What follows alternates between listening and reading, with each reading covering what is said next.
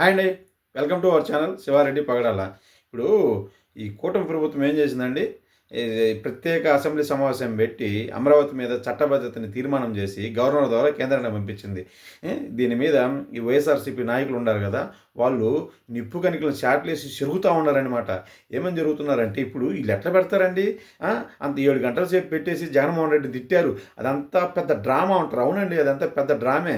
ఇట్లా అసెంబ్లీలో తీర్మానాలు పెట్టకూడదు. మేము పెట్టొచ్చు, మేము అసెంబ్లీలో తీర్మానాలు పెట్టొచ్చు, శాసన మండలిని రద్దులు చేయొచ్చు, ఆ తీర్మానాలన్నింటినీ మేము గవర్నర్కి పంపించవచ్చు, ఇవన్నీ చేయొచ్చు అనమాట.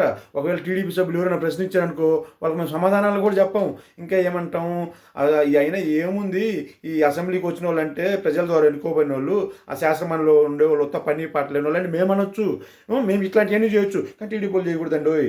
ఎందుకంటే మేము చేస్తే మాకు దమ్ము ఉంది, ధైర్యం ఉంది, మేము పులులం, సింహాలం, మేము ఏదైనా చేయొచ్చు. కానీ వాళ్ళు చేయకూడదు.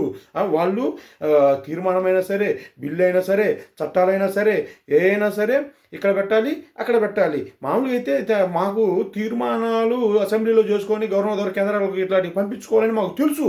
కానీ మేము మెండుగా వాదిస్తాం. మేము చేస్తే తప్పు కాదు, అవతల వాళ్ళు చేస్తే తప్పు, మేము చేస్తే దొరతనం, పక్కన వాళ్ళు చేస్తే దొంగతనం అన్నట్లు కొంటుంటాయి అన్నమాట ఇవన్నీ.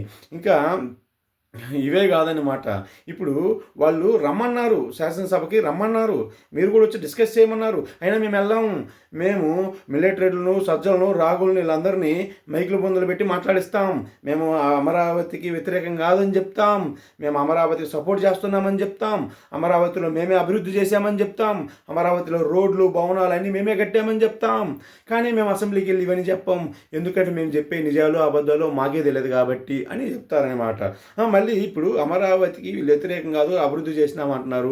మరి అమరావతి చట్టబద్ధత బిల్లు అసెంబ్లీకి పోవచ్చు కదా, వారు అట్లని శాసనమండలికి పోయి అంటే శాసనమండలిలో పెడితే మీరు ఏం చేయాలని, ఎలాగో మీరు దానికి వ్యతిరేకం కాదు కదా, మీరు ఎలాగో దానికి అనుకూలమే కదా, వాళ్ళు అనుకూలమైన తీర్మానమే కదా చేసి పంపించారు. అయినా మీకు ఏం నొప్పిపడుతుంది నాకు అర్థం కాదు.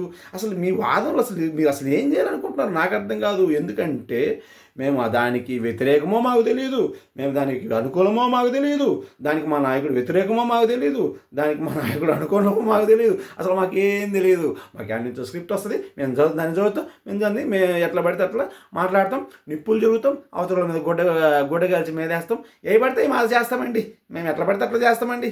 మాకంటూ ఒక ఎన్నెముక లేదండి. అందుకే మాకు 11 సీట్లు వచ్చాయండి అన్నట్లు ఉంటుంది అనమాట వ్యవహారం. Okay, thank you so much.